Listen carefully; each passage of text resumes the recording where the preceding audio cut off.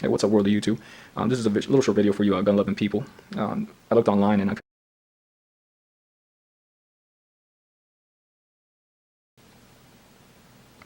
Hey, what's up, world of YouTube? This is a little short video for you gun-loving people. I looked online and I couldn't really find much in terms of customization for the M&P Shield, first generation. So I figured I'd make one. I've done quite a bit to mine, and so I figured I'd share. A lot of the things I've done to it, you can find most of these things on Google. Quick search, just M&P Shield, Compensator, custom slides, upgraded triggers, magazine extender, all these little things. Nothing's truly custom or handmade or anything of that nature. All this stuff you can find on Google and different online stores. But I've not yet seen anyone do any upgrades or any customization to this extent with M&P Shield. Maybe there are some people on YouTube that have, maybe I just haven't found them, but from what I've seen, very little. So I figured I'd go ahead and share with you guys. So straight off the bat, from what you can see, the compensator makes it look quite beefy. I like the added length to it, and as you can see, it's on safe. And if you can see in there, it is clear, so it is unloaded. Always got to practice weapon safety. But as you can see, compensator is pretty spiffy. And initially I did have issues with it due to this area right there. So it had while I was at the range, it had turned just slightly to one side, and this would hit this area right here, causing failure to ejects. And it was not functioning at all by any means.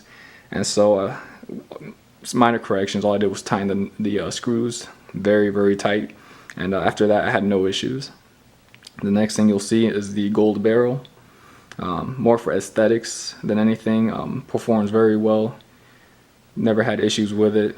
And it's primarily just for looks. Custom slide. So this is the original slide that came with the M&P Shield, but I had a company go ahead and do the milling work here, and they had three varieties. I believe the company was Tactical Shit or something of that nature, but they had three variations. But seeing as I had the gold barrel, I wanted that to be visible, so I went ahead and went with the this style. So it does look a lot better than the other ones. The other ones are not see-through and they look nice, but yeah, overall I like that one better. Next would be the trigger.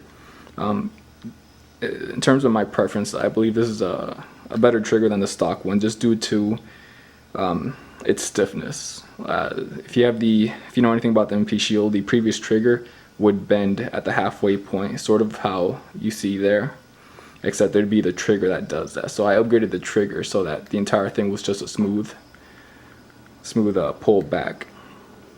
And the trigger pull is a lot more crisp than it was before, so I do consider that to be somewhat of an upgrade. Next thing is the magazine release extender. Good God, this laser.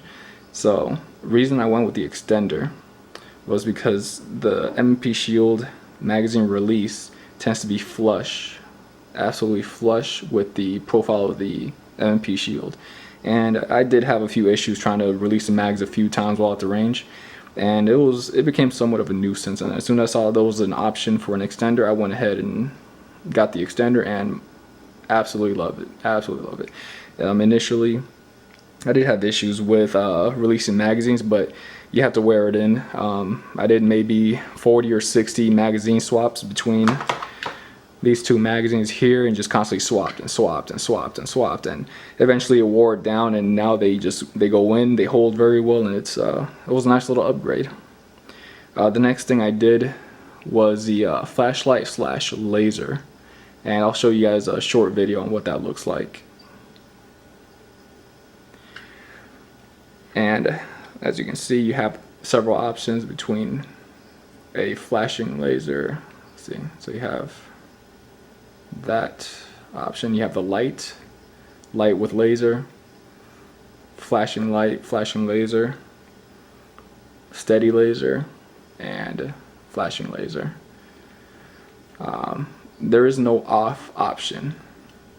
Your only off option, well, you sort of have an off option, but there's a button right under the trigger that will turn on the laser, and it is extremely sensitive. If you barely touch it, it will turn it on. So as soon as you grab onto the M&P shield, it will turn on the laser due to you pressing down on the laser. But it is a pretty spiffy little feature. You could train yourself to not touch it and keeping your finger under the button, and whenever you need it, you just press up, turning it on.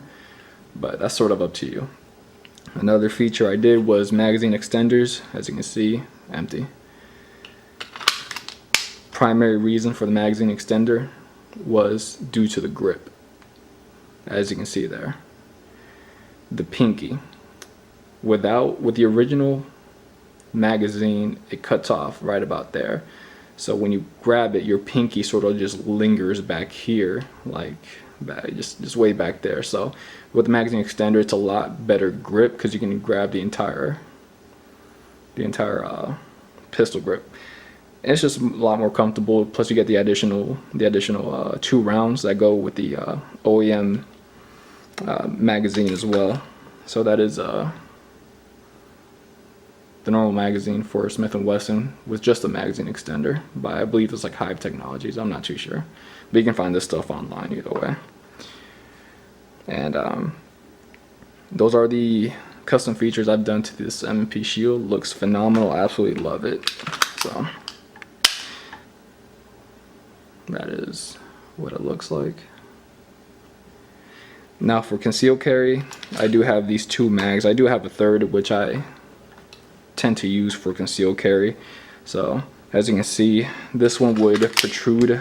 I do carry in the side of my hip, and this does protrude quite a bit from the belt line, so it's somewhat visible if you were to cover up with a t-shirt.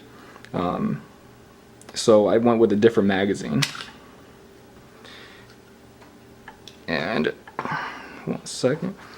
The magazine I went with for concealed carry is this low profile 50 round drum.